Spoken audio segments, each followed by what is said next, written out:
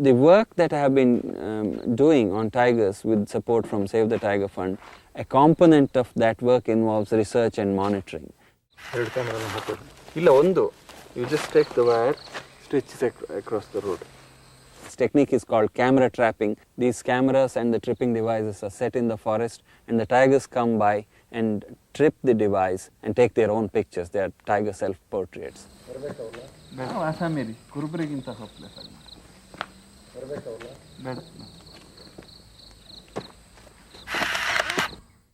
And the usefulness of this technique is tremendous because each tiger is uniquely striped. But you can read the body, stripes on the body of a tiger like you can read the barcoding on a library book. One of the main things that we have found out by using camera trapping in Nagarhole is that it has an incredibly high density of tigers. And this is a function of the high prey base in this area. There's a lot of wild prey out. There's a lot of meat on the hoof out there. Everything about the tiger is centered around its prey. Cats are where the cat food is. If you don't have cat food, you don't have cats. The primary thing that's actually reduces prey population is overhunting by people. To stop killing of prey, you need armed patrols, you need very strict protection of the prey base. Okay, should work. In a lot of places, poaching is pushing tigers.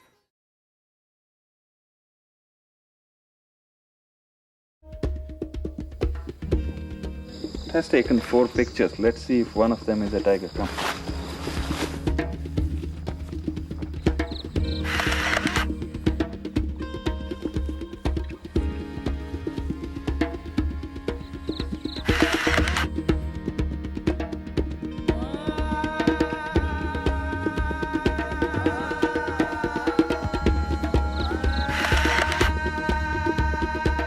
Last night after we set the camera, a tiger has passed by and left its tracks.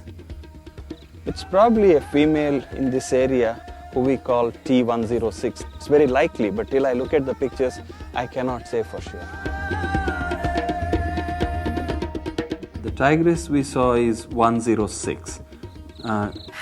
We have been camera trapping her here in Nagarhole since 1993, that's 5 years. I enjoy doing this and I have immense pleasure and have some satisfaction that I'm contributing something to the saving of this animal.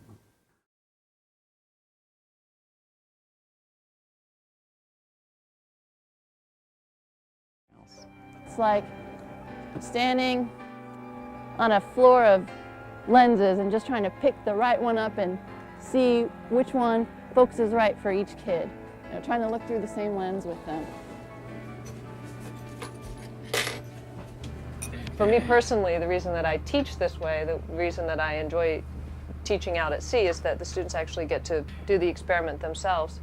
Our hypothesis was broken into 2 parts. The first part was just species distribution. So we had 190 of them. Once we have them identified first, some of the species overlap. So what we do is to determine how they can coexist in the same waters, in the same region of the ocean. We investigate what they eat. And then you collect the information that you need to solve that problem, and that parallels the research that you do in the library as well as the data you collect out here. For example, for a lot of the papers that we're reading, the other scientific papers that we're reading, have actually referenced previous SEA trips. Our data that we collect out here enhances knowledge about the ocean for the scientific community on the whole. What I'm trying to do now is cut off just the skin.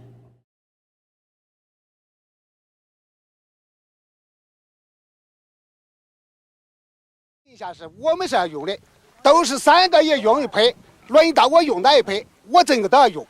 如果说 farmers lacking enough food were reclaiming the wetland, the best part of the reserve, the shallows where the cranes are, and the reserve tried to stop that. So there was a great conflict between the reserve and the people. We just use the force or the regulation of the government to force the farmers or local people to accept the regulation. 一开始有这个项目来的时候，就 But our worry is how can we deal with this local community?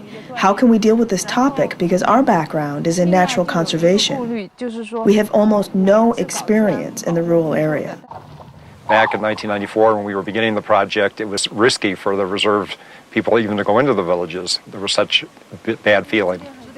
We saw we really needed to stretch to focus on the people, and we'd never done that at all before. We're a crane organization, wildlife, wetlands conservation.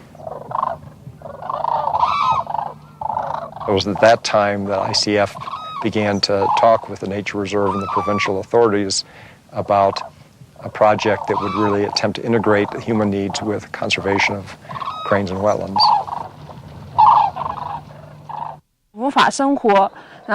So when I knew that there was such a proposal for this project, I thought, now that's a chance.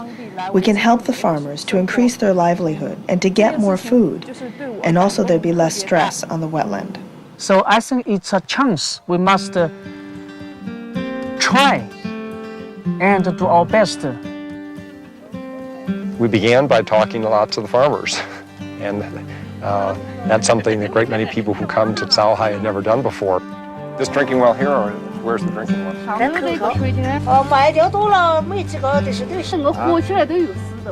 After they fixed this drinking well, many families from nearby village. Oh, from another village come over here? Yeah. Is that a problem? Is that any problem, sharing the water? So important for them.